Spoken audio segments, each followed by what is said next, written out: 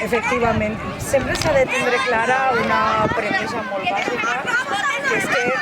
l'arbre s'adreça de menú i per tant tots els xiquets que aprenen a tindre una vida sana, una vida saludable, una vida activa, vol dir que després en un futur seran adults que han de seguir ja aquest hàbit i per tant el mantindran. I de veritat que és un goig veure com aquesta activitat se replica al llarg de tot el país. Enguany tenim 1.050 centres que estan participant, la qual cosa vol dir que a hores d'ara hi ha més de 300.000 xiquets i xiquetes que estan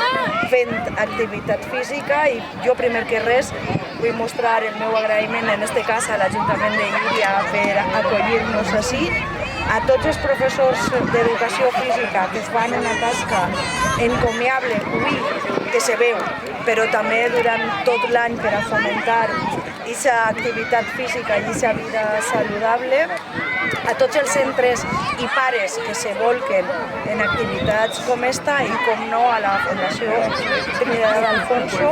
gràcies a la qual podem dir amb veu alta i clara i plens d'orgull que som la comunitat de l'esport i això és fruit sempre d'un treball en equip al qual enguany se suma Decathlon i Tuagua. Jo estic contentíssima de que se sumen i m'agradaria, aprofitant que vos tinc així a tots, animar a altres empreses a que també se puguen sumar a fer d'este País Valencià un País Valencià més saludable.